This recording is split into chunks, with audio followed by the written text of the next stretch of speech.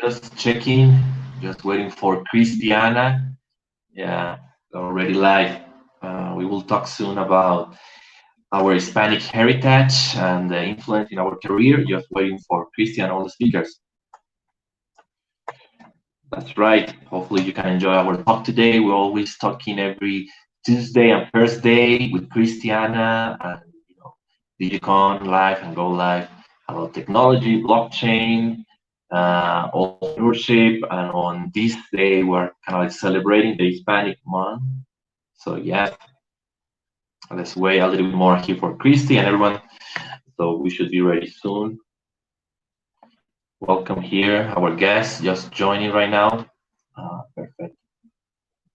So I'm streaming from Bogota, Colombia. I'm Gabriel Sanko. Just to give a little bit more intro about myself.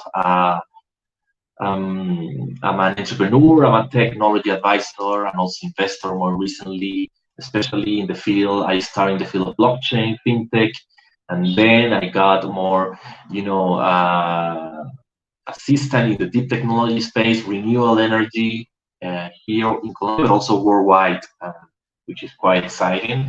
And we also publish articles on technology, research papers monthly in our company, mobileyourlife.com or Urano Capital. We're always trying to dig more in the technology space, the innovation side right now, because it's exciting times right now. So that's the very interesting thing.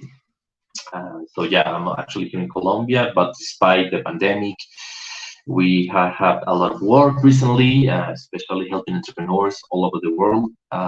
So in one hand, despite the pandemic, this has given me an opportunity to focus more on the things that matters, not only in business, but also in the personal side.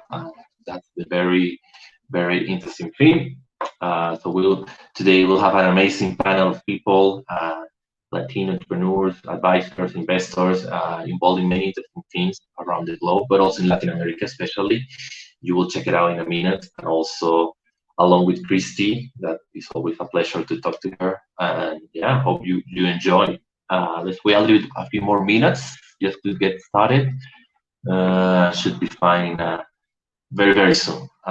So in the meantime, yeah, I was saying I pay a lot of attention to blockchain space, to crypto markets, because I think this technology enables societies in a new direction, especially societies like that happens in Latin America.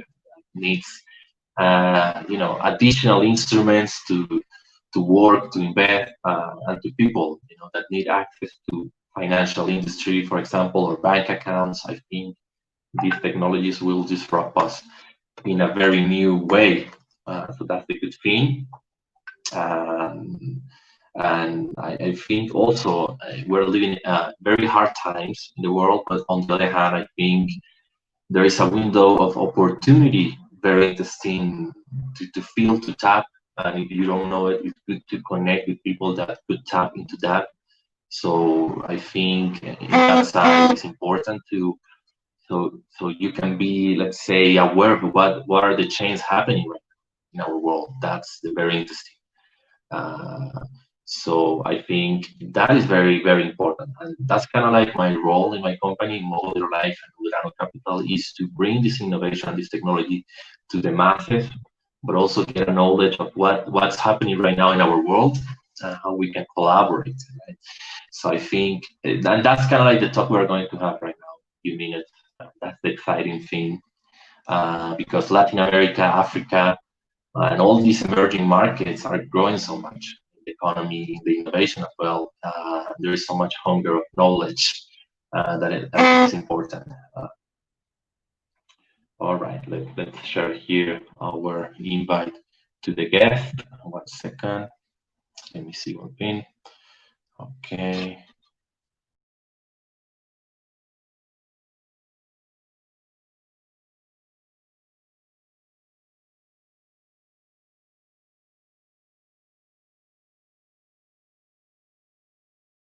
Okay, 1 second. Sorry, I was just trying to share the invite here with all the guests quickly, because I'm also, to be honest, new to StreamYard, although I've been checking out recently. So that would be nice to see. Okay, let me check. Okay, 1 second. One second. All right, copy to clipboard. Great. 1 second, guys. I'm just waiting here.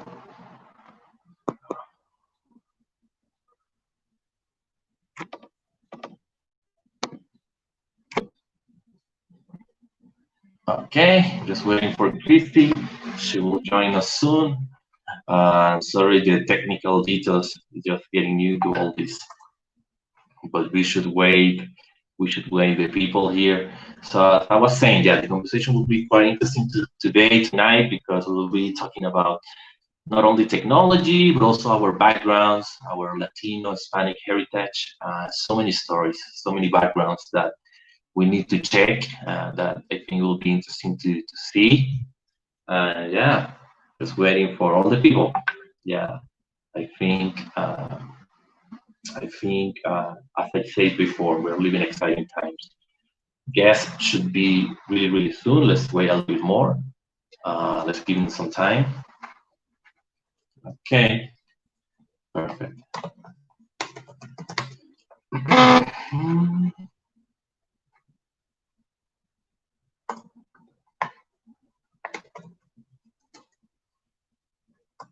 Okay, perfect. Let's wait here a little few more minutes. Let's have some patience, but we will enjoy the conversation tonight. Okay. Perfect. So back again, if you are joining right now, my name is Gabriel Sanko, advisor, entrepreneur, investor in technology, deep technology and renewable energy mostly, but I started in the blockchain space and crypto markets because it caught my attention. All this innovation, who created Bitcoin, the first application of the blockchain. And for me, as a Latino, living in a place that we need new systems for our society, especially to include everyone into the financial product, obviously caught my attention. There's a still way to go, but we'll see how it goes on that side. And for me, that's super interesting, and I've been doing that the last 3-4 years. And now that I got connected to the technology, I also realized the importance of renewable energy, and all these technologies are trying to create energy cheaper, faster, and obviously sustainable for the planet, right? Especially Bitcoin, we need that new access to energy in better ways. So I think that's kind of like the important thing right now to pay attention, at least from the I would say from the investor advisor side. It's important to pay attention to that, to energy and new access to energy. For me, that's key. Not only solar, but also even nuclear. There's so many innovation in nuclear energy right now that I'm tapping on and checking on. So I think it would be great. Let me see here. Just 1 second. I think they're joining the guesses. Okay. 1 second. Just getting the people ready to our conversation. And yeah, I think I also will share the link here with you guys of all the research papers we are working on technology, on solar, on wind, on nuclear, blockchain, DeFi, CeFi, decentralized network, DLT, because I think there is not so much information right now out there. We have a lot of information, but especially in those fields, there's still a lack of information. So we really need that on one side. So, all right.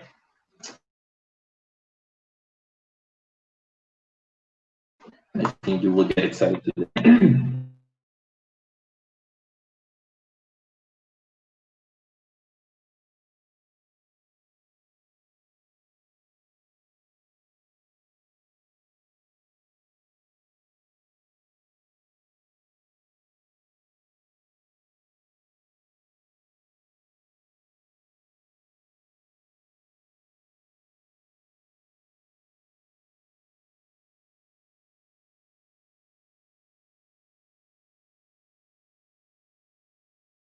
sorry. Yeah, we're just going here live. Just sorry the technical details. Just receiving messages and call before all the guests joined.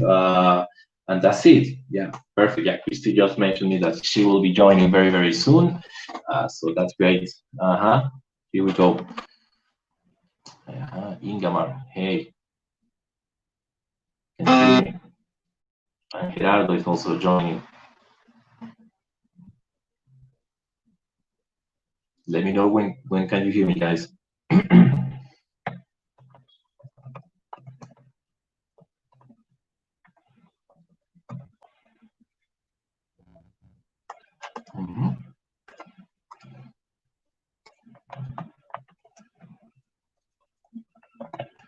All right.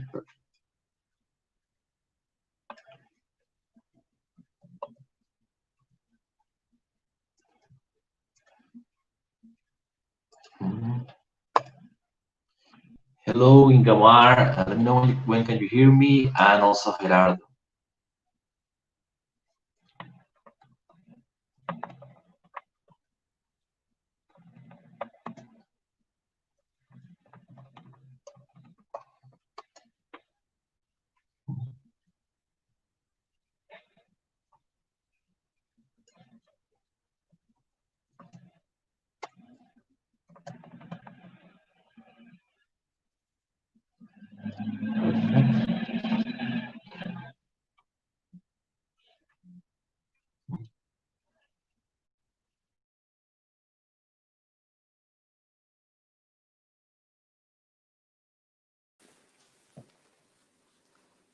Hi, Christy. What's up? Welcome. Hello, hello. Hello. Good to see you. I've been waiting for you, but we are kind of like, yeah, talking to the people here a little bit, yeah. Okay, perfect. Yes. Introduce yourself and. Yes, I was saying to the audience, thank you, Christy, for the invite. My name is Gabriel Franco. I'm streaming from Bogota, Colombia, although I'm from Venezuela, Caracas. Involved in technology, from advising, investing in tech companies, renewable energy, blockchain, and having to talk today more about the Hispanic heritage, our culture as Latinos. And I think that would be the exciting thing. We got to hear you, Christy, and also Gerardo and Ingamar just joined as well.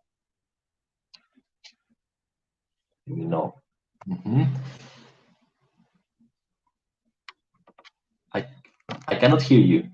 Okay, how about now? How's my sound? Yeah, perfect. Sounds good. Okay, awesome. Perfect. Amazing. Yeah, thanks for being on and starting the show. So I'm actually streaming from London, from the UK, and just wanted to, my own interpretation of this mission of GiveOnLIVE is to empower creators and to create a platform like this where we can have real talk, where we can jump into streams of topics that interest us.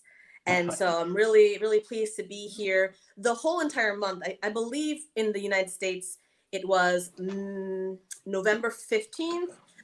September 15th to October 15th. So this is the very last day of Hispanic Heritage Month. Okay. And we're celebrating Hispanic heritage. We're celebrating being Latino and all the things that means. And it's complicated, right? So it's really cool. I think we have 7 or 8 or even 10 different ethnic heritages of Latino descendants on the stream today. Isn't that right? That's true. Yeah. For example, well, me, I'm from Venezuela, from Caracas, but also have some roots.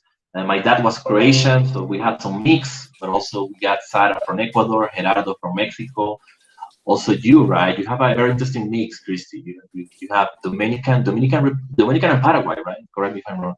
Yeah, so Dominican Republic, Paraguay, and I've been living in Puerto Rico for the past 5 years. Nice. So I just have so many different flags. Actually, all of my flags are red, white, and blue. That's why I like this hat. Beautiful. So almost all my flags are red, white, and blue. But that's true. Yeah. But it's interesting, and we're all descendants. Dominicans had descendants from Spain, Argentinos from Italy. Exactly. There's so much there.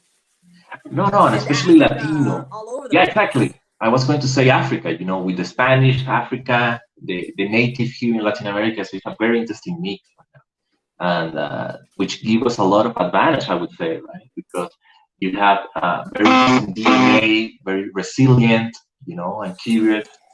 So, and we have Latinos all over the world right now, especially in the US. Yeah. Especially it's really cool. Yeah. So for those of you just tuning in, we are going to have a stream to celebrate Hispanic heritage. Please like and subscribe if you want to have more real talks like this and be aware of them. In about 15 minutes, we are inviting very, very amazing entrepreneurs from all over the world and representing different aspects of Hispanic heritage. And what do you say, Gabi? Basically, every country has its own culture, so it's very definitely diverse. It is because I think we have, as Latinos, we have a lot of things in common, but when you go country by country, you find a lot of things very unique on the place. Like Mexico is very unique, Colombia, Venezuela, Argentina has its own uniqueness, right? So as Latinos, we find a lot of things in common, but at the end, very unique places, right? For example, I've never been in Paraguay. I'd love to be there in Latin America. To understand more Paraguay, right? Paraguay, there's a lot of similarities with Argentina, right? So in we the south. have the yerba mate, the barbecue, the meat. Just like, with the border of Mexico and the United States, there's a lot of migration. Exactly. Yeah. Exactly. Yeah. It's like Dominican Republic, Puerto Rico in the Caribbean. They have, I love salsa music and the food, of course. But I guess, I don't know if you agree with me, Christy, but I think Latinos, the thing in common is that we always have a good sense of humor, right? Always trying to put a joke on things and try to see things positive, even when the things are not, right? I think Latinos has that ability. No? Oh, yes. And I love... Yeah, and I love like this, like drinking, Thank you. You didn't tell me. You didn't tell me that. Exactly. I'll give you a great example. So actually, in the Hurricane Maria, I had been living in Puerto Rico about 3 years. Hurricane Maria hits, complete disaster. Okay, complete disaster. And there's this video that I have, and it's basically in the corner, no lights, people playing the congos and like it's just everyone just dancing and singing, because at the end, when there is nothing, when there's blackout, when there's atrocities, we still have each other and we have our spirit. Yeah, and I think our advantage as Latinos are very emotional, right? So we are very emotional, in difference to other nations. I don't know, Scandinavia or Germany, they're more logic, but Latinos have this emotional, I would say, intelligence, right? That we have to tap. Yes, and get ready, guys. Everybody get ready for us to stereotype like crazy on this show. We're going to be just throwing out major stereotypes, so don't be offended. Actually, if you want to be offended, great. Write a comment and let's talk about it. We might be throwing stereotypes back and forth. In about 10 minutes, we're going to be welcoming some great entrepreneurs from all over the world. But like you're saying, Gabriel, like there's differences. Definitely. Different places, right? Even South America versus the Caribbean. What are your thoughts between those personalities? No, definitely. And well, for example, I'm from Venezuela, we got the Caribbean, right? But then I came to Colombia, to Bogota, which is in the Andean region, in the Andes, the mountains. And you know what changed? The vocabulary, the language changed a little bit, the words. So the way you speak, the Spanish is not the same, the vocabulary, sometimes people don't understand me. So funny, right? It's the same language, the same Spanish. And sometimes just the words, just the change of the words is different. And it's funny, right? So that sometimes they don't understand what you're saying, right? It's very specific, like, I don't know, I would say in Spanish, like, the barbecue in Argentina is asado. And here in my country is parrilla. And then, very few little words, but it's funny how you get confused. Or one word in one country means other thing in other country. Like it has like some double sense, right? For example, if you say arrecho in Venezuela, it means that you are kind of like, you have some anger, you're upset. But in Colombia, it means that you are kind of like horny or something like that. So the same word changed so much in different countries. So when I came here, I was arrechos, upset about the situation. They were, why you are excited? Why you are so horny right now? I don't get it. So this wow. I mean, passion and love, they're like two sides of a coin. Isn't that what they say? So I don't know. I guess it happens really to you the same with Dominican Republic, Puerto Rico. Do you have that type of examples, or maybe with Paraguay? Maybe a little different. I think more between Paraguay and Caribbean Dominican Republic, because Dominican Republic and Puerto Rico are very similar. One of the things is like ahorita. Ahorita. I'll do it in a little bit. But in another place that means like in a second. Like it means give me a second in some places, or it means give me like 10 minutes. Exactly, or more. But it's the same word. But yeah. Ahorita, yes, true. Or when you say I'm arriving, estoy llegando, that could be between 5 minutes and 1 hour. That's the sometimes. Well, now we're just talking around time. We're just talking around time. I'm arriving, right? I'm trying to get better on that, especially for the meetings. But when you go to a party, I'm arriving, it might take you. What's up? No, when you say I'm arriving to a party, it might take you like 2-3 hours when other people arrive on time, other cultures, right? But for Latinos, it's like, relax. Yeah, and that's where you get to the point, okay, yes, we're going to stereotype, we're going to be calling out certain stereotypes, but some of those things hold true. For example, Japan. Japan is a very structured society. People are on. We're saying people in general. Of course, there's the outliers that are not on time. No, there are people that don't subscribe to these certain stereotypes, and we're not saying that, but basically there are differences. And Japan, for example, similar to Germany, they have things in a very, very strict schedule. I was shocked. Yes. I heard that there's this program. I don't know if it's in Germany or in the UK, where they pay you back, and actually this will be great for blockchain. They pay you back rewards when your train is late. They're compensating you for your time. I think it's a program. I don't know if it's already launched, but you log in, you put your details, and if a train is late on your normal route, they will give you back the money. Oh, wow. And that's true. For the blockchain, that's a very good use case. I think so. Yeah, definitely. But that wouldn't fly in Latin America. That would shut down all the trains and the buses. Yeah, you're right. You're right. That's true. And but I think at the end, Latinos, how do you see, for example, Latinos outside Latin America, for example, that you are in the US or you were in the US before, or in the UK, what do you think Latinos bring to those cultures, right? I think it's interesting to know. Yeah, so this is the thing. And I don't know, with you, with Croatia and your different backgrounds, like myself, I'm Dominican and I'm Paraguayan, right? Yeah. And I'm also American. So when I go to Dominican Republic, I'm la gringa. I'm la gringa. Exactly. No, I'm an American white girl. I don't talk right. I'm not too Latina, you know what I mean? But then when I'm in the States, I have curly hair, you're exotic, so can I touch those curls? So I'm not American, and then I go to Asia, they can't really tell the difference. I'm just a Western. And then in China, they call it a wide world. I'm just foreign person. It happens to me. It happens to me the same. When I live in Croatia, I was the Latino. Now when I'm in Colombia, it's funny. They confuse me from so many places. Sometimes they think I'm American. They speak me in English, and I answer in English, or Argentinian, or it's like, I know what you mean, because it's the same feeling. Yeah. But because I guess that's the price. Sometimes I would get pissed off, especially when I went to Puerto Rico, because most people in Puerto Rico, they speak English and Spanish. Yeah, true. And so when my mom doesn't speak English. So I grew up speaking Spanish. So no matter what my accent is, I've lived in all different places. If I speak to you in Spanish, can you respond to me in Spanish? And I have this thing, and I would get pissed off. But a lot of Puerto Ricans would respond to me in English. Yeah. And I'd be like, what, you can't understand me? What's wrong? Exactly. No, and you get upset, right? Because what does it mean? I'm not speaking well enough, so you can answer me in Spanish, right?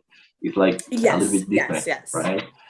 And if we take this discussion into what we're going to be talking about in about 5 minutes when we invite our tech entrepreneurs, if we take this conversation to how does this affect business? How does this affect global launching? And when you're localizing your product, it is important to understand the nuances of culture, how people think differently when you are entering different markets in your business. I think that's something we're going to touch upon in just 5 minutes when we invite our entrepreneurs. And also, it would be great to talk about DigiCon Español, that we've been kind of like working and talking about that and what's going to happen, right, with that every 2 weeks on Thursday. We'll discuss technology, entrepreneurship, stories. Let's share with the audience. That would be nice. Perfect. Yeah, I'm glad you mentioned DigiCon Español. So if you guys just logged in, this is GiveOnLIVE, and we are on a mission to create immersive experiences where we can share our common interests. And we've been running a show called DigiCon since right down the lockdown, around March, April we started. And actually, Gabriel was one of our guests in our show. I remember, the initial ones, yes. Yeah, you were. And then, we just got along so well. And Gabi, did you tell him about your research? Yeah, I've been talking to the audience before you joined that. Yeah, I've been working in technology the last 3-4 years. And also we write research papers on very scientific and technology innovation happening right now. And especially renewable energy, blockchain, that we always talk about, blockchain, DeFi, CeFi. So a lot of stuff. And the good news that I'm starting to release that in Spanish as well, because we don't find too much content on Spanish on that side, right? On English we have a lot, but in Spanish not too much. And there is so much hunger in this continent about these technologies, right? And we especially need them in this nation. And that's what this is all about. So, we recognize that Gabriel is doing all this research, and information is information the Spanish-speaking community really needs right now. So, with our mission to empower more creators to rise or to be amplified, we're like, would you be interested in hosting your show as well? And we're just so happy that he agreed, and now he's going to be hosting DigiCon Español. So stay tuned for that. Definitely, we're looking forward to it. So yeah, if you guys just click subscribe on Facebook or YouTube or Twitter, wherever you're watching, follow us here, and you're going to be getting the notifications on when the Español show will be on. And we're still on every Tuesday. But again, on our page, on our webpage, GiveOnLIVE.com, we also have a bunch of creators that we are, it's basically nominations. Different people get nominated, and we put their information on our page. That's right, because it's not only about technology, right? There's so many topics, right? Because we always talk about mostly tech, but it's other topics you have on the platform, right? Yes. For example, this hat. This is actually Bench Art at Bench Art in Instagram. So he's a local UK artist. We loved his art. We got his hat complimentary, and we're sporting it on the show, And so we do have some streams that are music performances. We have music festivals. So different topics, basically. What does the world need to hear now? That's what we're constantly asking. And we're asking people to crowdsource what are nominations of cool music or fitness classes or things that you believe, especially in these challenging times, is what the world needs to hear. So we're super happy to have people on the show.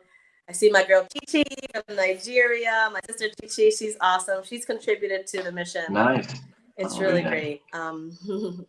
And I think also, Christy, because of the pandemic, I think all this idea grew faster, maybe, right? The whole GiveOnLIVE, DigiCon, the tech talks, right? Because otherwise, people would be very busy traveling, not so much time to sit and discuss like we're doing right now, right? I think also that. Exactly. Absolutely right. Right? And it's, so the main question is, how do we remain human?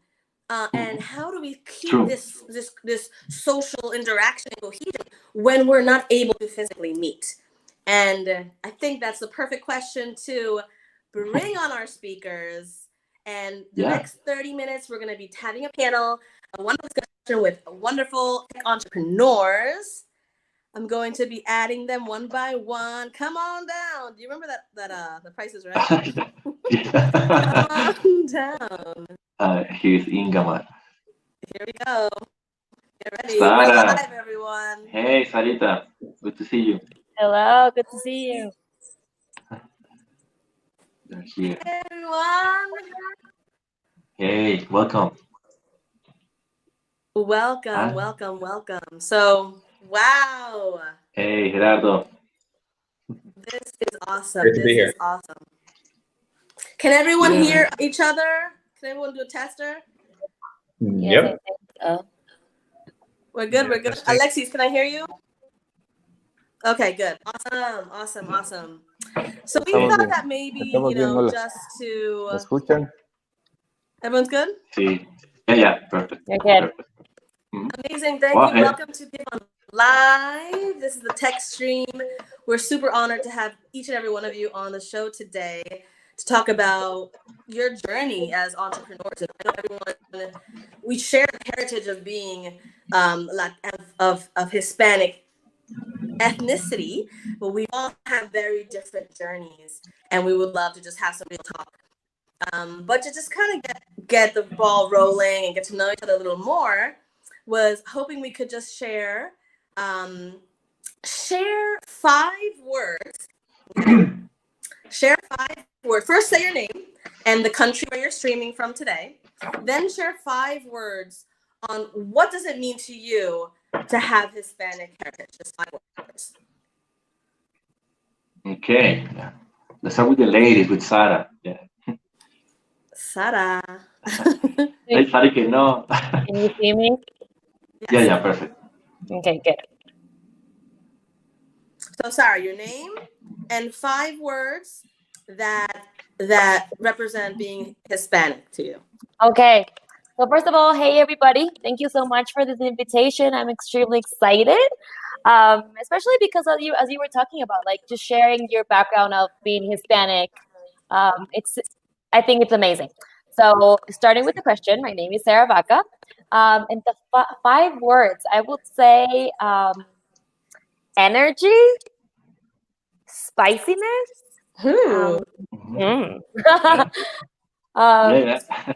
lovable. We are like, chatty. Oh my God, we love to talk. I'm so sorry. And then the 5th one, curious, I think. Ooh. Yeah. Oh, and I'm sorry. I'm streaming from Quito, Ecuador. So I'm in South America right now. Very nice. Okay. Who's next? I can go next. Okay, Gamar. Okay. My name is Ian Galmar Ramirez. I'm streaming from Berlin, Germany right now. And 5 words about being Hispanic. I would say unique. Love falls in there a lot. Diverse.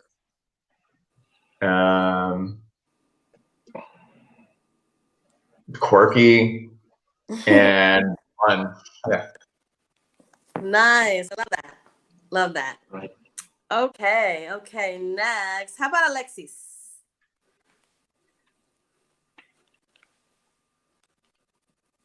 Oh, Alexis, your mic.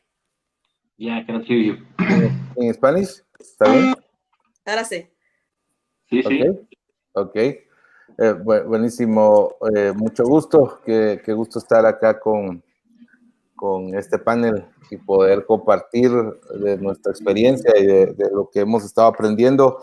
Mi nombre es Alexis Canahui, soy fundador de Winverse. Winverse es una plataforma que conecta a emprendedores con inversionistas y que también acelera negocios de tecnología. Eso es lo que hacemos desde winverse.com. Paralelo a esto, hacemos revista Win, que es un medio también especializado para emprendedores, ideas innovadoras, negocios disruptivos, y también hacemos eventos. Tenemos un par de eventos al año, el Training Day, que es un evento que reúne, por lo menos hasta el año pasado. Este año no pudimos hacerlo presencial, solo digital, pero reunía 1,500 personas en la ciudad de Guatemala. Y también hacemos el Disrupt Fest, que es un evento con 300 emprendedores de tecnología, que es ahorita a finales de noviembre. Eso es lo que hacemos. Ok, pero Alexis, 5 palabras, por favor, y 5 palabras para describir la hispanidad en tu punto de vista. Ok. Una resilientes, creo, estuve viviendo en Los Ángeles un tiempo y creo que la resiliencia es fundamental. Fortaleza mental, creo que hay mucho impacto cuando no estás en tu país, con tu gente, con tu familia. Esa fortaleza mental hace falta bastante en ese momento. También creo que otra palabra que define es alegría. Somos una cultura muy alegre, somos una cultura de mucho, que es muy feliz y que eso se nota. También colaboración, aunque creo que es algo que nos hace falta un poco a los hispanos, a los latinos, sobre todo la colaboración. Creo que es algo que se está empezando a ver más y sobre todo con este tipo de iniciativas creo que se está dando bastante. Y la quinta podría ser fortaleza. Creo que es una palabra que nos define. Sí, muy buenas todas, Amazing. Hey, Gaby, can you tell our English-speaking audience what those 5 were? Fortaleza. Yeah, strength, happiness, right? Resilience, collaboration, right? Yeah, Alexis, and what was the other one? Yeah, no, that's great. Yeah, so cool. So basically, our audience is going to be understanding both English and Spanish, but basically you could speak whatever language you want today, and we're going to be re-uploading this with subtitles for Spanish if you choose to speak in Spanish. So all good here, because and this, you know what, this is exactly what it's all about, right? This kind of mix of culture and of language. And while in general, the majority of the world, the English is like the US dollar. We're going to talk about that. The US dollar, right? is the reserve currency. English is also this language that a lot of people are trying to learn or are learning. And so a lot of us do speak 2 languages or in between a few languages. So it's really cool to be able to have that as a background. So I guess I'll go with my 5. Sure. I would say number 1, mixed. Like I'm just describing, we're mixed. We're all over the place. And that's really cool to have all these mixed cultures. We are vibrant, 100% vibrant. Very, very good energy. I think Sarah was mentioning that. We are caring. We are caring. A lot of, my family and every different place. I actually, grew up in New York. I didn't get to Puerto Rico until like 23. And what took me so long? Because it's just so loving and embracing. And I'm like, thanks to Puerto Rico, like I'm a better woman. Like I'm a better human being. I might have gotten my business skills from New York, but I'm a better, definitely human being from Puerto Rico. So caring, I would say sassy, definitely sass. There's so much sass. I don't know if it's good or bad. And number 5, entertaining. I think we tend to entertain. That's great. Cool. I like it. Who's next? What about to you? the left? What are you, Gerardo? To you. Absolutely. How are you guys? So, my name is Gerardo Trevino. I always say that I'm from planet Earth, just to remove some of the borders. Basically, I was in Mexico. Right now, I'm streaming from Miami. I'm a nomad, so I'm traveling all over the place. One of the 5 words I would describe Latino is like creativity. I would say creativity. Also something that we have very rich gastronomy. That would be another one. We're super curious. Curiosity. determination, and passion. The 5 words I will describe.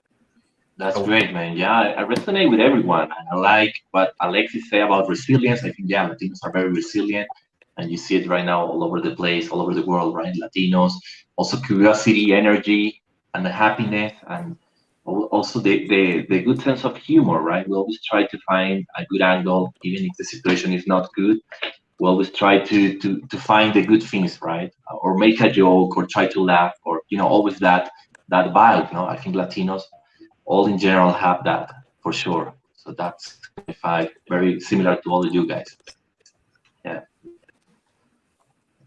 Wonderful. Thank you guys. I love that. Yeah. Now, okay, so we had our 5 words.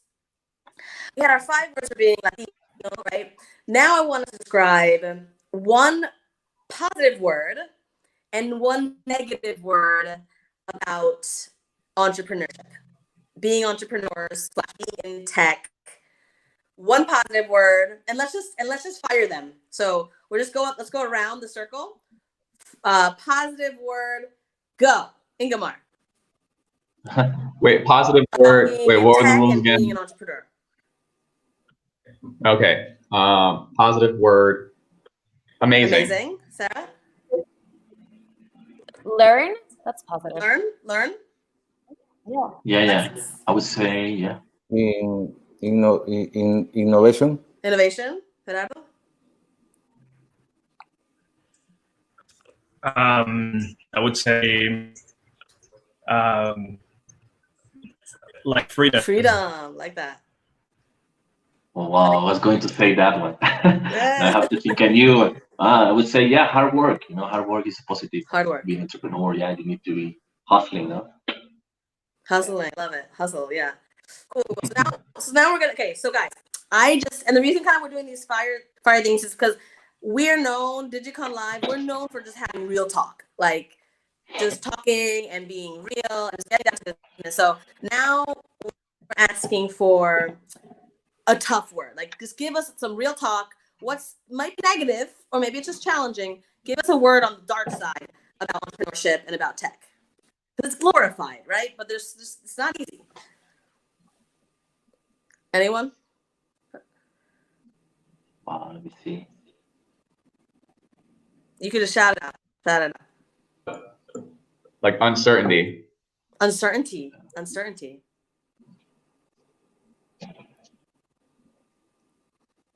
I would say muddy. Yeah. Muddy, because messy. Yeah, messy, and I would say also the chances to fail are quite high.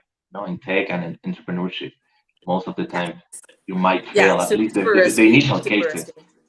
Right? Yeah. Exactly. Great. Right. It could be tiring.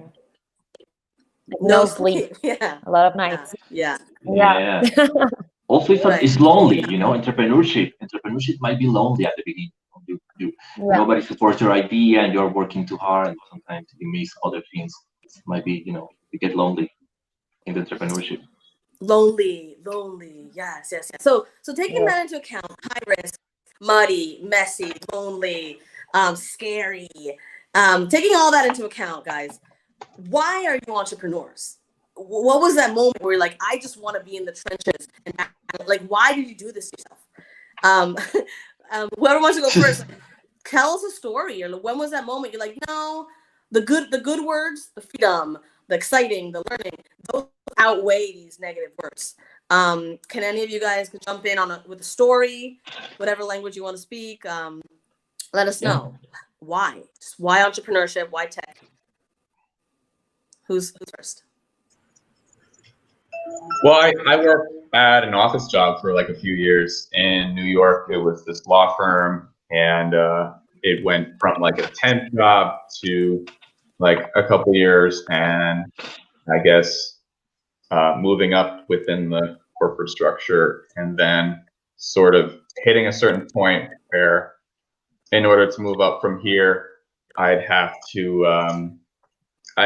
kind of sell my soul and live in this office, and all the guys that were above me were just kind of like old and unhealthy and not that happy. So I just knew that I didn't want to be like that. And the only way out of it was to just try something completely new and certainly risky and crazy to everyone in that office. So, and I did that, and it wasn't a smooth ride. I've seen my bank account and wondered how the heck am I going to pay rent. I've been pretty close to you know, being like super broke, but that's like part of the journey. You know, you make it out of there. You got to be willing to go broke to win. You know. I love that. Yeah. I think I've been reading this book, Daring Greatly, by Brene Brown, and she quotes this wonderful quote, and she says, you know, and the gist of it is basically, I'm not going to take criticism or trolling or any feedback from someone who's not in the ring. If you're not in the trenches and you're not fighting like we are, and you're not out there putting yourself out there and testing and trying and daring greatly, well, then your opinion doesn't matter. So you know, like Ingemar said, you know, they were unhappy and he didn't want to be them. So he threw himself out there, which is courageous. Cool. Sorry, I think you have something to say. Me? Yes. Yeah. Ooh. Cliffhanger. Is she frozen? Okay, well, I think she's frozen.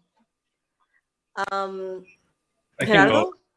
Yeah. Yeah, sure. you could go Gerardo. Yeah. So she comes back. So basically, I started my entrepreneurial career very early. I started coding when I was 12 and everything, and I think that I started that out of curiosity. I just wanted to start fixing things. Like just every time that I was seeing kind of like a problem or something, I just wanted to take over and try to fix that using technology. So I was I always been very passionate about technology, and I think that it was coming naturally in that sense. Although honestly, I didn't know what it was going to be. Everything was more like a fun, and I think that when you do it in that way, it makes it simpler in a way of you're super focused on being creative and innovating until you really take it to a next level and make things more serious, and you need to get serious level finances and all that stuff, and understanding that there's another completely new world and new game that you need to play, that when things becomes more complicated, you need to play with following certain protocols and everything, and there are some areas that you need to understand that are not super nice, or it's not only just like your game with the things that you like. You need to go over things that you don't like as well, and that's when you start creating a team and everything. But I think that I've been delivering a couple of products out there, but one of the most interesting parts is like I sold one company some time ago, and yeah, financially it was very good and all that. And I think that makes me like, do I really want to continue with this secure, basically salary and everything, this big company? Now I have this position and everything, all good. Do I really want this, or what am I doing really for the world and the planet and everything, right? So it came another level of curiosity, creativity with this being hungry of innovating out there, and not only making money or something for myself. So I resigned on that life, and I decided to become like more nomadic, focusing on things that we need more than the things that we want, and understanding when we want that. And so basically is when we started our current company. It's called Paybook. And I said goodbye to everything. And since then, yeah, it's been quite complicated because all the resources we spend it over there creating technology and everything. So at the end, I understand that entrepreneurship is not for everybody. As there's entrepreneurs and there are intrapreneurs. Entrepreneurs cannot be successful without the entrepreneurs. So we definitely need to find out what is our role there. But I think that's what keeps me with this adrenaline, just to try to deliver something out there in the planet and contribute somehow with innovation and fixing things and create community. That's what I think. I love that. I love the word you used, adrenaline. Yeah. And I think that it really can, when you realize what you're doing is making an impact. And I like what you said too, basically, you know, what next? You know, so I satisfied my needs, I have enough. What next? And I think that's, for me at least, when I can think of the impact that I could potentially make because of the blessings that I've had, the education that I've had, that's what keeps me going and gives me that fuel for that fire. I'd love to ask Alexis. Alexis, he interviewed so many people and he's so well connected. And he, Alexis, could you tell us what inspires you? Como que, ¿qué te motiva de ser un emprendedor? Oh, your mic again. Sorry. Tengo una historia como emprendedor resiliente, la palabra que resaltó ahorita en la pregunta anterior. Tuve que empezar a trabajar desde muy joven, vendiendo periódicos y haciendo ese trabajo de vender periódicos en la ciudad de Guatemala por necesidad, porque mi padre murió y yo era el mayor de 4 hermanos y tuve que salir a trabajar y vivíamos en extrema pobreza y esto me hizo tener que buscar la manera de poder ayudar a mi familia a salir adelante. Entonces empecé vendiendo periódicos y vendiendo periódicos tuve un sueño. Mi sueño era convertirme en un editor de periódicos, convertirme en un periodista. Ese fue mi sueño en ese momento, pero mi sueño era probablemente en ese momento imposible porque nadie en mi familia se había ni siquiera graduado, menos haber llegado a la universidad, y yo tendría que ser el primero en romper ese paradigma de no llegar a la universidad y de no estudiar. Y me esforcé y lo hice, tuve que luchar más duro que los demás para poder hacerlo, pero lo logré. Y luego, hace 10 años, comenzamos con un medio de comunicación propio, hemos hecho varias revistas, y lo que me empuja a mí es precisamente, y lo que hoy hago de ayudar a otros emprendedores, de generar plataformas, de generar conexiones entre otros emprendedores, eso es lo que me motiva a emprender y es mi porqué, el poder impactar a otros, el poder ayudar a otros a crecer, el poder ayudar, inspirar a otros a que alcancen sus sueños, es una de las cosas que me inspira todos los días para hacer lo que hago. Por eso generamos contenido todos los días, por eso hacemos revistas, por eso hacemos eventos, por eso traemos speakers a inspirar a miles de emprendedores, por eso conectamos emprendedores que necesitan aceleración o necesitan inversión, porque creo que en algún momento alguien me tendió la mano y cuando yo lo necesitaba, y hoy busco ser ese catalizador para otros. Esa es mi historia y ese es mi porqué como emprendedor.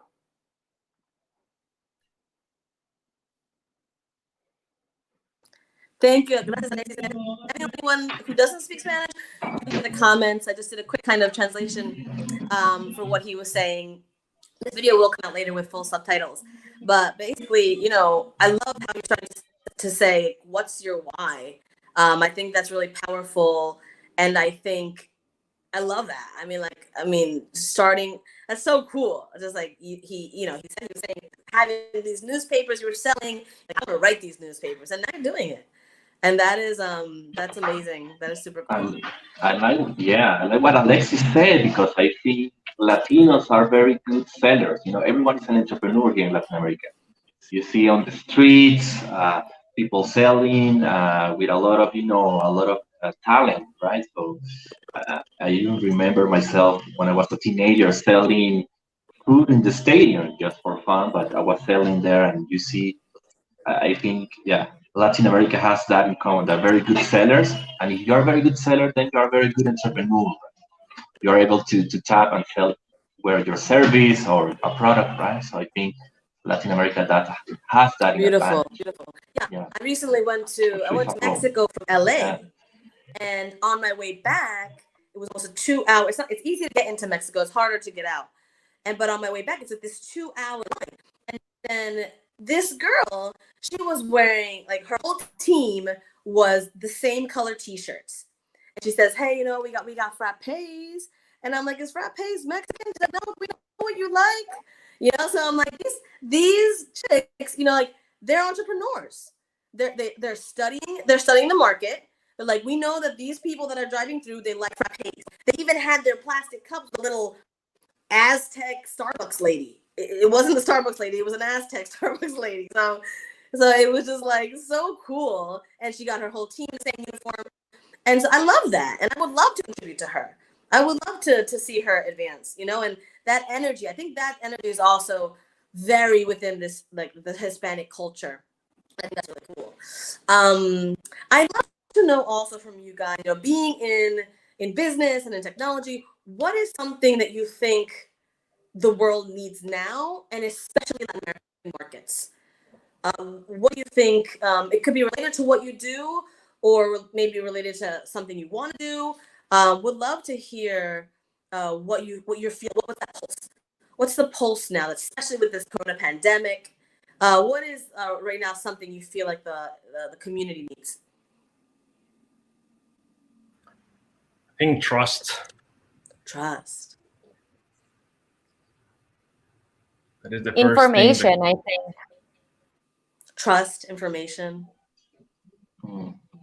Yeah. Yeah, I would say, well, we need a lot of things here in Latin America. I would say connectivity, even water, energy, which are the things I'm kind of like working right now. So yeah, we need access to drinkable water, energy, connectivity. I think that's key, you know, right now for sure. Yeah. Yeah, absolutely. Yeah, there's a lot. So Unity. Need what? Unity. Yeah, and I mean, honestly, I think that's something that even the whole world needs right now. Like, especially, maybe, you know, I don't want to spend too much time on things like global pandemics, but maybe we'll just take 1 minute and say, like, you know, unity and trust and coming together in a time like now is really critical, right? So, and I think a lot of people right now have been laid off, or businesses are being squeezed to death, right? A huge global crisis. What do you guys think? Like, what can people do that maybe weren't entrepreneurs, or how can people kind of tap into their entrepreneurial nature? Because, to be fair, that might be their only option at this point. So pivoting, you know, reacting to crisis, what would you suggest to people? Well, I think for those who may have some extra time due to, you know, being let go of their jobs due to the pandemic, they have like a wide open space to explore what they really enjoy, and I guess that alone time and isolation to sort of self-discover and focus on any passion that they might have, and get immersed and learn about whatever this interest is, and maybe create something in that space, and see what it leads to. Like, that alone time and isolation. Yeah. I like that. I mean, I think there's something very, very quick that happened with one member of our family. Basically, it's the father of my sister's husband basically had an accident a couple of years ago, and he was basically on the construction industry. They are from Guatemala and they live in the States. And pretty much like a couple actually weeks ago, we were speaking, and he was feeling very bad because he has a medical condition right now that he cannot basically work on the field that he used to. So basically, I think that what I told him is like during all this pandemic and everything, a lot of people, even those that doesn't have any kind of medical condition, they've been struggling as well to find out what they want to do and what would be the next step, because they might be losing their jobs, et cetera, et cetera. So I think that is an opportunity not for only him. So I was trying to motivate him as well, right? It's like an opportunity not only for him, but for everybody during these times. So basically, I told him like start trying to focus on community. I mean, just go ahead. We have a lot of technology and we have a lot of tools that can help us out to be very creative and it can be in a very simple way. Even like you can grab a camera, your phone, exactly. You can go to YouTube and start talking about every single thing that you are expert on, the things that you were doing. There's a lot of people that are gonna appreciate that. So it's about sharing knowledge as well. So in this case, if you are in construction, it's very simple to say, hey, here, just start how you can basically create a window and put all the things that are necessary to basically build a high-end window, just with the tools going to different stores and everything. You just share that and start making content, right? And then start delivering that can take you to create a little book about your own knowledge. So every single thing that you've been doing before even this pandemic, it's very valuable. Your knowledge that you have, the hands, the effort that you've been putting there is extremely powerful, and now you can take it to different ways to share it. So I think that would be very powerful for any individual that wants to start doing an entrepreneurship career without really struggling with what would be that big idea. Just with your current knowledge and what you already know, start putting it together and start sharing it. There are the tools to do that, and I think that would be great for anybody. Yeah, I agree. I like what Gerardo says about collaboration. It's key, no?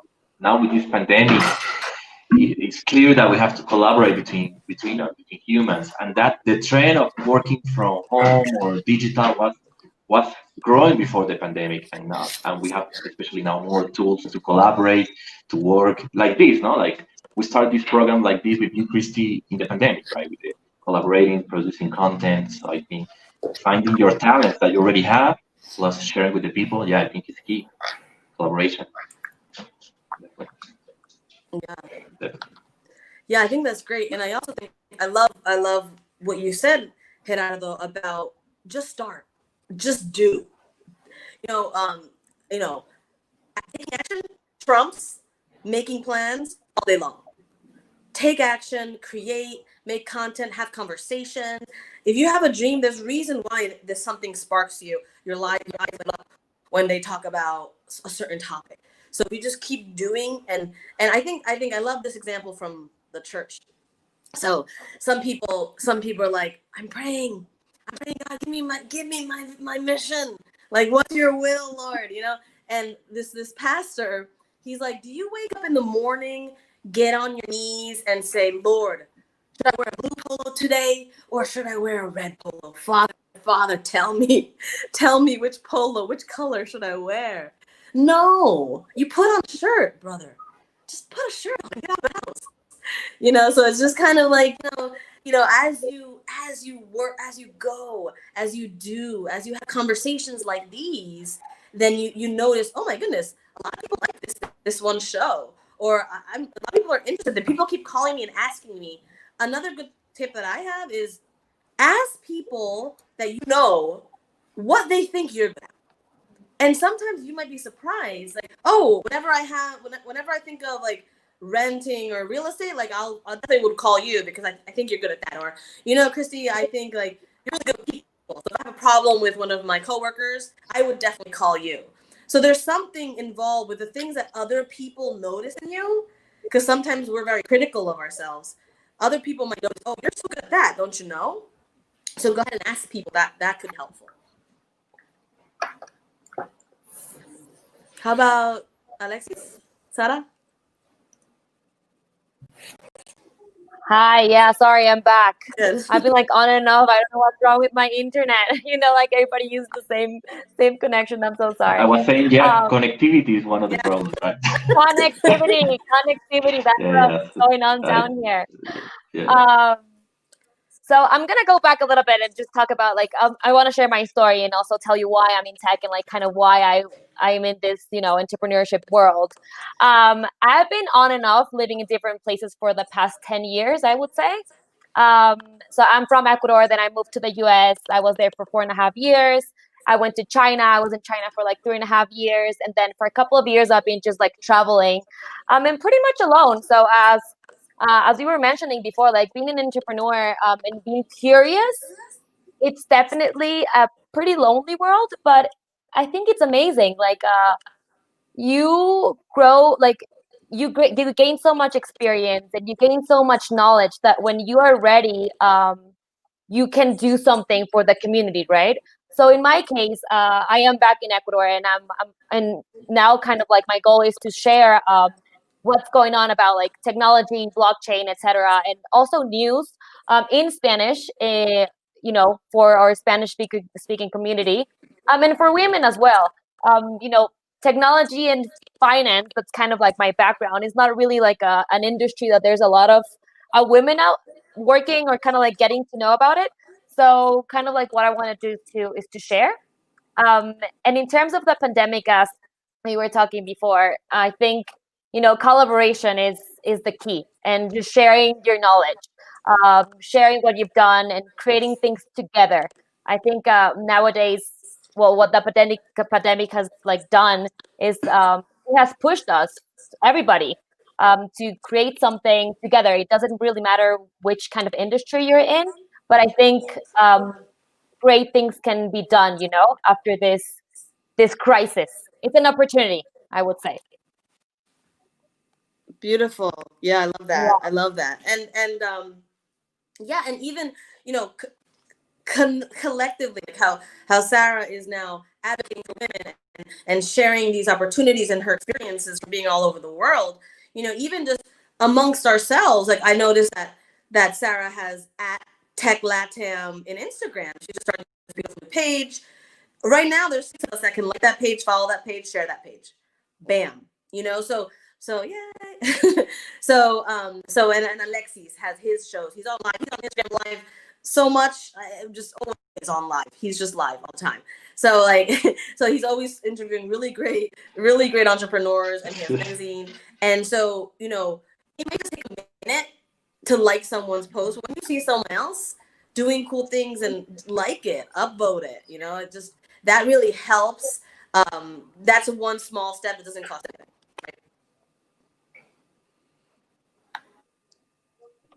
Yeah, and I think also just to add, Christy, the pandemic brought us again talents we had that we kind of like have on the side that we reconnected, and now you can grow because you have more time. You're at home, and maybe you start doing something that you like. So, in my case, it was writing more blogs on technology, and suddenly it became more advanced, and then started doing the research papers and had fun, and then started sharing it with you. So I don't know, maybe if the pandemic wouldn't happen, maybe I wouldn't be focusing on that.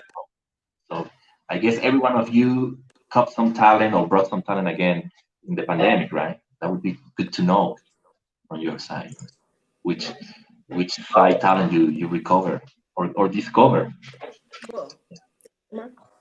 Right. I decided to write a little bit more when the lockdown happened, and I decided to just explore decentralized finance, or DeFi, they call it in the blockchain Ethereum world, and it was a term floating around like a trend, and I decided I'm curious enough now to start learning about it, and the best way for me to learn is to try out the product and write about it as if I'm teaching other people how to use them. So I started writing how-tos just for things that my friends were building, and it led me to like paid gigs, and that's a lot of the work that that I do now because of this curiosity and I guess the willingness to explore and learn new concepts that were so different to me. Wow, thanks, Mark. Yeah, and it's yes, and I love that. I love that. Like, it's like, don't get intimidated by something you know. Dive into it. Explore it. Now you're getting paid to explore the thing you were just curious about. That's amazing. It's amazing. Well, last but not least, I'd love to welcome Teddy Thomas. Welcome to the show, Teddy. Hi, how are you guys? So happy to have you. We have another Dominican, Latina. Can you just so one thing we missed from you is we said well, 5 words that describe what it is to be Hispanic, and a word to describe the good side and bad side of entrepreneurship. The good side and the bad side of entrepreneurship? Yes. Okay. And 5 words of what it means to be Hispanic. To you personally. Okay. So I guess the first one would be feisty. Okay. I would say determined. I'm very determined people. Festive. Definitely festive. Happy for the most part. And what does it mean to be Hispanic? Just fun. I think it's super fun to be Hispanic. Bello. Okay, cool. And then, well, we were just talking basically how do we jump in to being entrepreneurs, and considering the pandemic and considering just the way the world is, some people might be laid off or might have. What would you give some suggestions, or maybe if you want to just tell us kind of what you do, what you're involved in.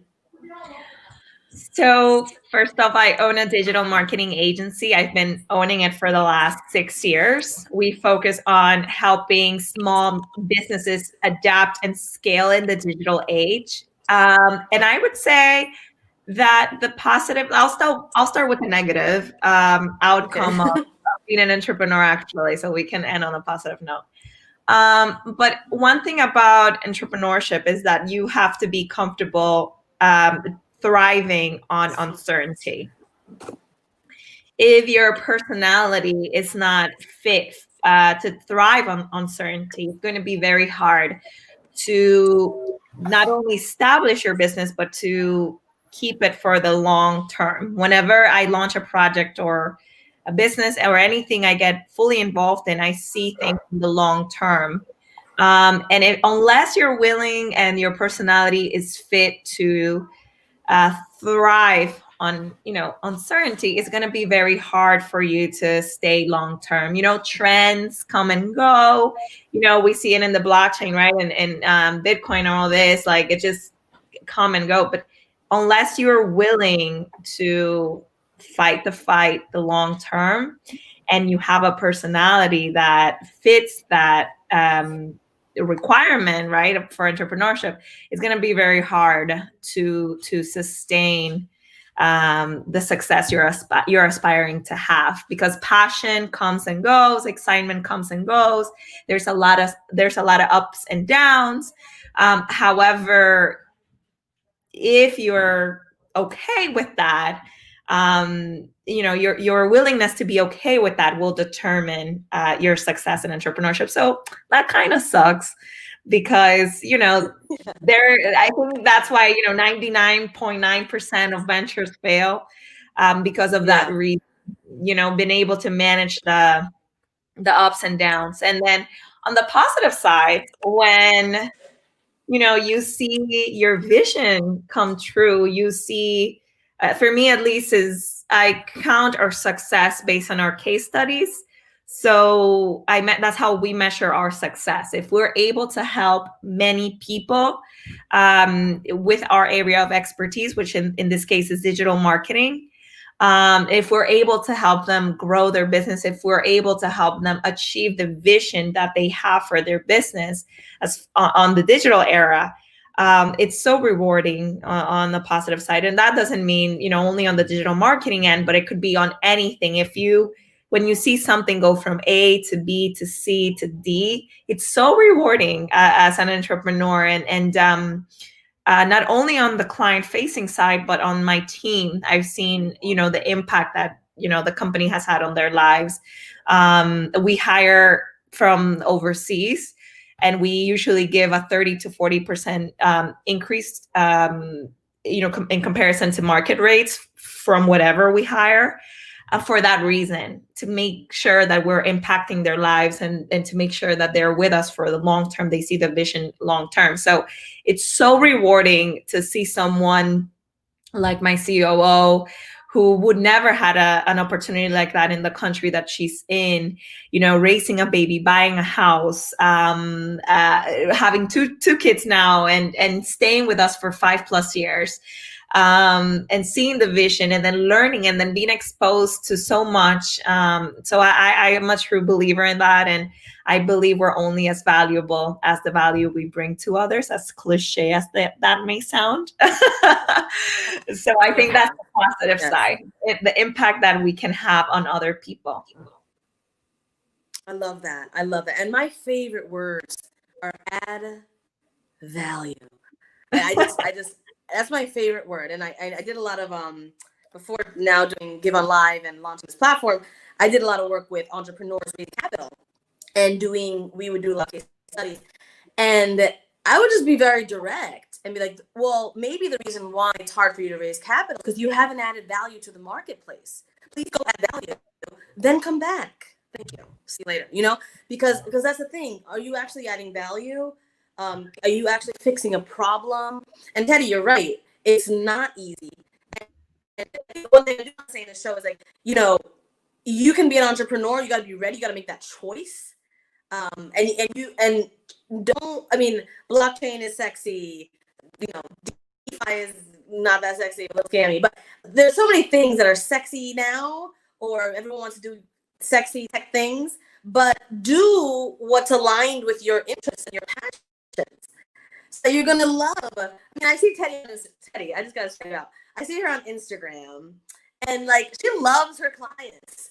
She's sporting their glasses. She's showing us her ads, and she just loving it every day. So in those tough times, because you love what you do, right? And that's what gets you through. So, you know, we are getting towards the end of our stream. So, guys, can you share a tough moment, even like a time when you fucked up, and what got you through? Yeah, I said that word. And what got you through? Like, I think that would be really encouraging if we could hear just like some kind of mess up or a really challenging time and how you got through. But also, Christina, for example, something I would like to add on that. It's like I love as well the adding value, but there's some occasions also that every entrepreneur needs to have in mind, that there's also momentum, and there's like sometimes you're adding value, but you're early in the market, and there's like there's a vision there, and then you're adding value. But not everybody is like, the market is not understanding yet. So is your determination and your vision what is going to keep you like continuing and going and not give up as an entrepreneur on that. Also, you can be also too late, right? As well. So you need to understand. You need to be very focused on, okay, what I'm doing right now is that like added value is adding value, but there's a lot of companies already adding that value, right? How I'm different than them. So yeah, I mean, it's like it's a momentum as well, and yeah, that's what I would say. But sometimes venture capitals, based on your example, you can arrive as an entrepreneur with these venture capitals, and they are like not even believing in your idea. Like, what is your value? There's so many cases, like even Facebook in the early time, or Netflix, etc. Right? There's many talking about these big guys, but I'm sure that there's so many examples on a small scale where you go and VCs don't understand you, and suddenly it's like, okay, now that these VCs are looking for you because now the momentum is the right, but you're still there. No, and just to add to Gerardo, it's a very good point, because sometimes I think entrepreneurs made the mistake to imitate other companies just because it's trendy or sexy, as you say. Maybe you are not an entrepreneur at all, and maybe if you work in the corporate side, maybe you're better. Who knows? I mean, but now it's a trend to be an entrepreneur, to be free, and maybe it's not your path, no? So I think to add value in general, if you stick to your DNA, maybe you're not an entrepreneur, but you're great at math, at numbers, and maybe you can work with great entrepreneurs, but not being an entrepreneur. And I think there's a lot of people making that mistake, that, yeah, everyone now is an entrepreneur, and sometimes it's not necessarily the good way, no, for you. I think, yeah, stick to your DNA. I think that's key. Great, I like that. Alexis, you know, you have a lot of experience, you know, making these connections with entrepreneurs and investors. Do you have anything to add? ¿Me repites? Tienes mucha experiencia, así como conectando a inversores con compañías. ¿Qué tienes que decir con esto de si el momento es preciso, si tienes que tener tu pasión, o cuándo se sabe cómo dejarlo, seguir? Bueno, creo que, bueno, yo escribí un libro que se llama Traccionable, y precisamente la premisa del libro es: algunos negocios deben morir y otros encontrar tracción. Creo que el problema de los emprendedores en Latinoamérica, bueno, en todo el mundo, pero en Latinoamérica es un poco más fuerte, es que emprendemos por necesidad. El 50% de los emprendedores emprenden porque tienen necesidad de generar ingresos, y no porque quieren solucionar un problema, porque tienen una gran idea para poder resolver un problema del mundo. Lo que creo es que los emprendedores deben de estar conscientes que no todos los negocios y todas las ideas deben de funcionar. Deben de enamorarse del problema que quieren solucionar, pero no del negocio, porque el problema, probablemente hay muchas formas de solucionarlo, y algunas veces nos gastamos tiempo, gastamos dinero tratando de resolverlo de una forma, y esa forma es la equivocada. La cultura de querer tener un socio, de querer recibir inversión, todavía está madurando entre los latinos en Latinoamérica. Todavía no hay una cultura tan fuerte de inversión, todavía no hay leyes en nuestros países de Latinoamérica que impulsen la inversión extranjera o inversión entre fondos de inversión, ángeles inversionistas y emprendedores. Pero creo que lo primero que tiene que pasar es que los emprendedores se abran a poder buscar esas oportunidades. El tema de buscar socios, el tema de buscar capital de inversión, el tema de ir a tocar puertas, no solo en sus países, sino fuera de sus países, en lugares donde probablemente hay mucho más dinero para poder crecer. Cuando vemos las gráficas de estos negocios como Uber, Airbnb, cómo crecieron, tenían dos características. Una era que eran negocios disruptivos, estaban rompiendo la forma tradicional de hacer algo. Y lo otro es que desde el inicio empezaron a recaudar fondos para hacer crecer sus negocios. Entonces, si vemos esto, podemos ver que el recaudar capital es fundamental hoy en día para los negocios que quieren crecer rápido. Por ahí sería mi aporte. Okay. I'm feverishly typing the translation, so if the next person wants to keep going. Those are great points. Those are great points. Yeah.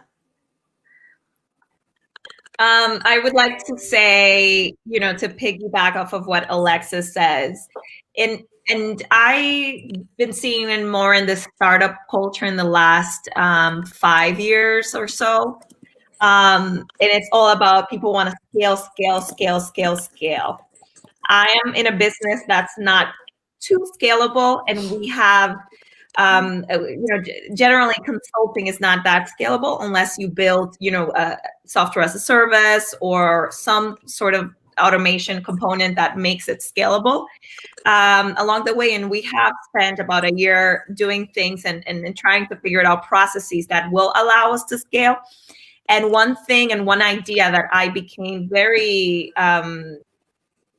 that I loved to adapt was the idea of building things that don't necessarily scale.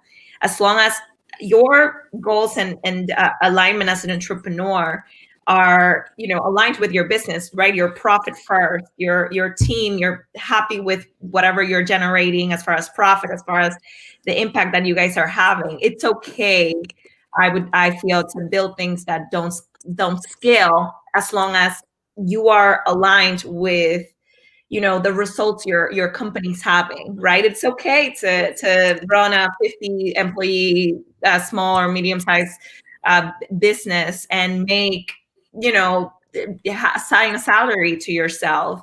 I think it's so there's sort of like a sexiness to what we see in the startup world, right? Like the Elon Musk and you know, the Mark Zuckerbergs of the world, and this and the, in my case, the Whitney's Wolves, right? Sexiest, youngest women, you know, youngest, you know, self-made millionaires because of Bumble and this, the other. There's some sort of an allure.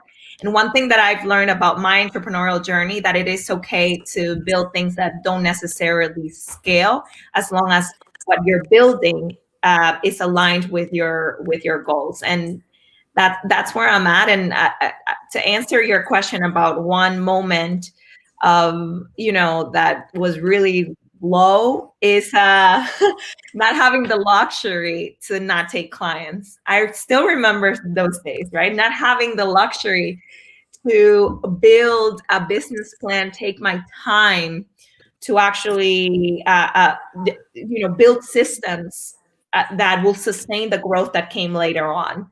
You know what I mean? Like, not having that luxury because I had to pay rent, because I had to survive, because that was my only way of income to make things happen for myself. So I look back now and I say, okay, listen, right now we can afford to take some time and focus on building systems and processes that will allow us to scale.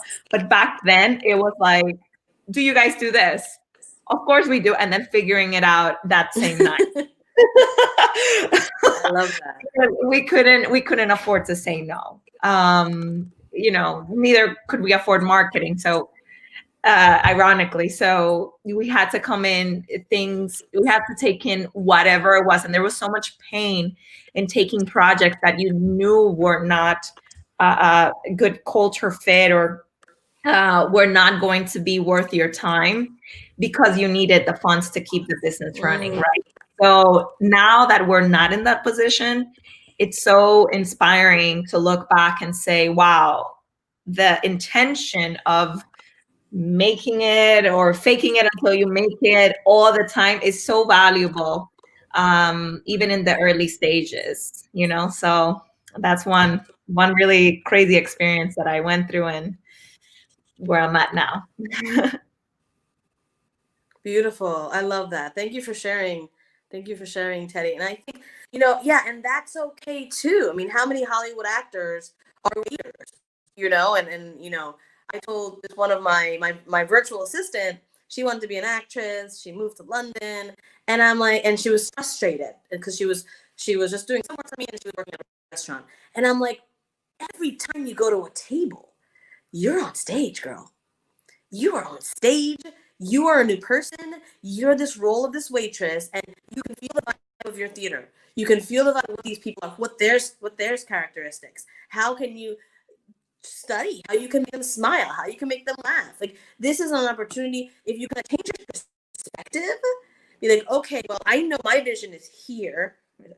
My vision is here. So as long as every single thing I do, and that's why I love like Jim Rohn, or I love the book The One Thing, because it just says split up your goals and choose one thing to focus on. And as long as the things you are doing are lining up, okay, well, we don't really want to market for Coca-Cola, right? But we need the funds right now, and then later we're gonna get honest tea one day. We're gonna get honest tea one day, but we get to practice, and it is a corporation, and they're gonna teach us things. And then after we get this experience, we're gonna go to honest tea and be like, look what we did. We want to work for you. We want to do your marketing. You know, so as long as it's aligned in the spectrum, or you can learn something for that goal, then I think it's worthwhile to do those activities. Cool. Who else is up for the fuck up? Come on. The audience is dying to know. I'll go. Okay. Well, based on what Alexis said and going on also with what Teddy said, I think it's really important to adjust. Because sometimes you start your business and you start with one idea specifically, right? For example, in my case, I have a lot of ideas and a lot of things in my head that I saw from, for example, in China. Like, it's a technological world, it's crazy over there. And then I go to the US and I was like, oh, what's going on here? And then I come back down to Ecuador and it's like, oh my God, like this is another world. Like I was literally going crazy at the beginning, right? Because you're used to different things.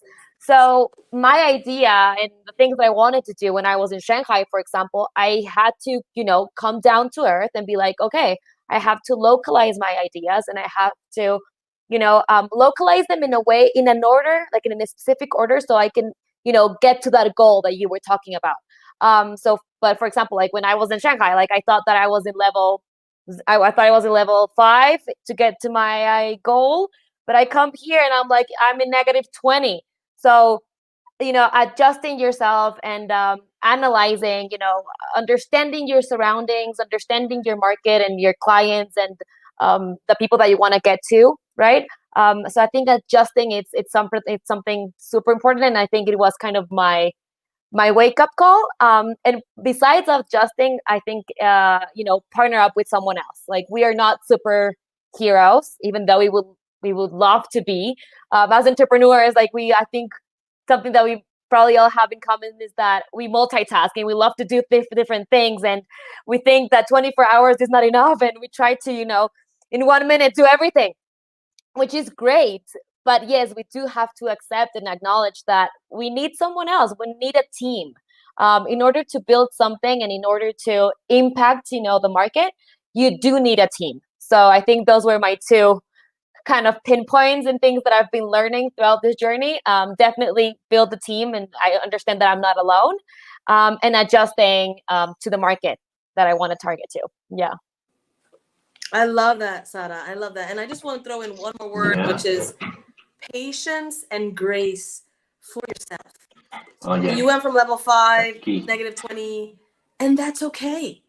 That's okay. You know what I mean? So having that patience, loving yourself, knowing that, you have value, and you're in the trenches. So you deserve, to be, exalted just for that you're trying and you're pushing. So, Gerardo, how about you? You mentioned patience. Patience. That's key. Yeah. I like it. So when we started the company, basically the first thing that came to my mind is like, okay, so we are always trying to, when you're thinking as an entrepreneur, you want to build all these companies super successful, and you have all these dreams, and one of the first things that we decided is like, okay, let me start posting some potential roles that we need in the company, and tell some other people, and start making this team, etc.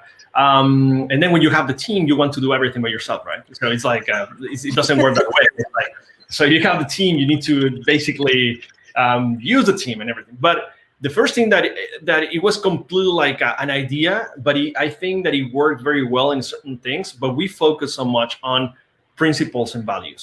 So it was like, how can we create a foundation first? Not a company, not a product, not a service, a foundation with the souls that are you're going to be together, because you're going to see them more or interact more than with your family and so on, right? So first, putting in the middle as a nucleus, the concept of a family. So that's family is like, basically once that you are there, you interact and you live with them for some time. And then what happened is that over the time, it doesn't matter if you leave the family because you're traveling, because you're studying, because you're working, you're always in touch. You're always bonded there. So you are always want to basically contribute there. And it's not only about like saying, hey, now, this other family is offering me a part of this membership. I'm going to be member of another family. Let me go there now because there's more money. It doesn't work that way. You start thinking differently. You have a bond with your family. So how can we take that in a level of business, right? And in that sense, so putting values first, and in making it that money is not the first thing that you need to think of. So I totally agree with what Alexis, I think, was saying about like we need to think first about solving a problem, right? So what we did is like I know that it can be kind of difficult, but just very, very, very quick. What we did is open a house. Actually, we did it in Playa del Carmen back then. And we invited all the people that we were feeling that they have integrity and passion, like at first about. And then the idea is like, we want to live together for 1 year. And we want to start interacting, getting to know each other and everything, like just a regular basis. We hired 2 chefs. We didn't waste time on what are we going to eat today and how we're going to have dinner, etc. But the concept was like, paybook needs to be your priority over anybody, at least for 1 year. You can bring people, but we need to move together to this place. And it was a couple of things why that place. High concentration of oxygen. We were going to do exercise together. We were going to basically learn like some languages together. We're going to interact. We're going to just visit places in a touristic environment where it's multicultural, and we can just basically share different kind of with other people. We want to be more connected with the nature. We want to have this amazing landscaping that are going to contribute in creativity as well. We want to. There's no justifications or of people saying, no, I cannot meet this weekend. Well, we don't know anybody else. So we're attached together. We're going to do activities together, basically. And the most important part, we want to cross that line about getting to know each other in a personal way. Then once that we have that, we took it to a level of, okay, let's continue building the company. This is the vision and all that stuff. I have to say, I mean, I'm extremely blessed for the team that now turned into family of souls that has been contributing in the company. They've been for many years sacrificing themselves, not putting money first, like basically being part of this basically dream. And I wouldn't be able to build anything of what we have by myself. It has to be. And that's what I was talking at the beginning. There's entrepreneurs and intrapreneurs. So those intrapreneurs, there are all this team. I wouldn't be an entrepreneur without them, basically. And at the end of the road, after 1 year that we were living there, we closed this house, and we basically decided to, in our last basically dinner and everything, we said, okay, we have 4 core values or principles, and it's integrity, passion, knowledge, and now we get freedom. Now everybody can live wherever they want. That's why I'm a nomadic, and we've been trying to culturalize even customers or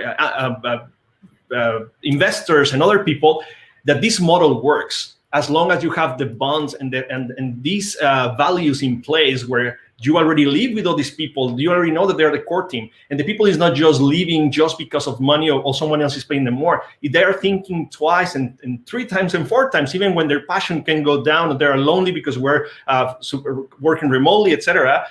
We're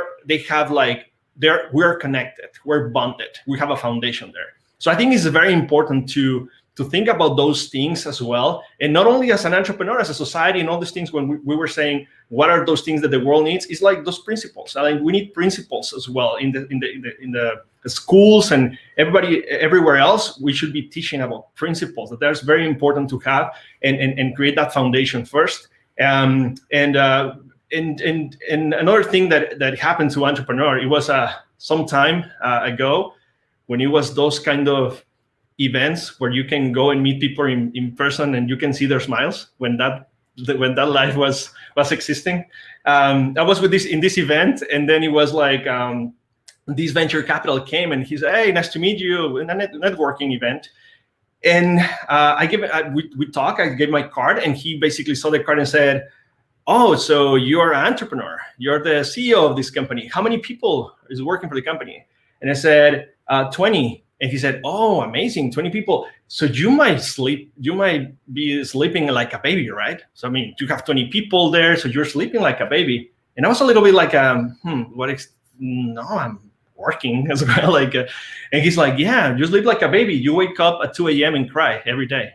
So, and that's how he put it out. And well, yeah, I sleep like a baby. And then so it's, that's cool. so it's valid. if you struggle, if you want to cry, actually, if you want to, it's valid. You're a human. So as Sarah was saying, like, yeah, we're not superheroes. It would be amazing, but I think if you put those values at the beginning, even you're gonna have complications working remotely and this and with the team and trying to manage passion and everything. Those values in the unconsciousness of everybody that is in that team, they are there. They're present. So it's like, I think that is been one of the best decisions I ever take in my entrepreneurial life, creating that foundation and putting the team together, basically. Wow, that was great. Oof, wow, a lot. I'm crying like a baby every day, and that's okay. And that's okay. You know, sometimes you're so confident. Sometimes you're just like, why am I doing this? Like, why? Right? But let's hear from Alexis and Ingemar real quick, and Gabi. As we close out, just like quickly, just any last tip or fuck up relief, whatever. Give us a blue pill, the red pill, whatever pill you want. All right, I'll go first. So I guess I think like when you're sort of plunging into the like entrepreneurship journey, and I think there's a lot of self-discovery in there happening. So you know, the company that you start with might not be the company you want to end up with once you know as you progress. And I know that like for a solid year and a half, I definitely had like a close friend that ended up just like no longer really being my kind of people anymore. And like we were on the same hustle, we were on the same grind, and like our paths started to split. And I guess like the way he was sort of talking to me was sort of like condescending, like, you know, I was ahead of you, and like what are you up to now? Like, what are you getting paid now? And like how are you doing this? And it seemed very much like he was very much comparing himself to like me and what I was up to, and I was starting to really like where I was, and got to a certain point where I was just like, this is the part where you know, we're going different paths, and I just don't really like the way you're talking to me anymore. Wow. And you know, my screw up, what might have been like wasting you know, that year and a half being like someone's friend who actually wasn't my friend. That's great. And no, you mentioned a good point of setting up boundaries. Because sometimes the people you love the most, or just the people you're used to, sometimes they step on your dreams, because a lot of people they love you, but they're scared for you, and they would rather you be stable and not risking than risking and going after your dreams. And because of their love for you, they kind of try to pull you back to the regular railroad tracks, and you're just breaking railroads, you know. So sometimes it's important, like for me, for example, they're probably watching the stream. For me, it's just me having to say, okay, when I come home, I want to talk about the babies, I want to talk about the Mets, the weather, but not my career, because I have a different view about my career, and I love you, and I know you love me, but we're gonna talk about the weather. How about that? You know, and just having those boundaries, because that will help. Okay, Gabi, Alexis, who's next? Hot potato. Yeah. No, I would just like to add on this conversation. For example, when you're an entrepreneur, it's also good that you are not so rigid mentally. So, for example, that you are open to change completely the company or the product, because sometimes you start with an idea and might not work, right? But you love your baby, you know. But it's like you have to do a new shape on that, and have to be open to kind of like reshape it in a new way. So you have to be open to receive critics, right, from investors, from your partners, from your team, and sometimes you have to kill the whole company and start from scratch. So I think you have to be open to that. So that's key, you know. And also, I think Gerardo was saying, like, I think playfulness is important, having fun with the team. Just do exercise or play or celebrate the little victories on the road, because it's quite hard to be an entrepreneur. And if you're going to fail, maybe why not have fun during the the road, no, down the line, no? Just have fun, and maybe you will learn something new for other things that might be better for you in the future. Maybe it's not the thing you're doing right now, so you never know what might be next for you down the line. Exactly. I think it's key. All right. Last but not least, Alexis, bring on the house. Sí. Okay. Bueno, creo que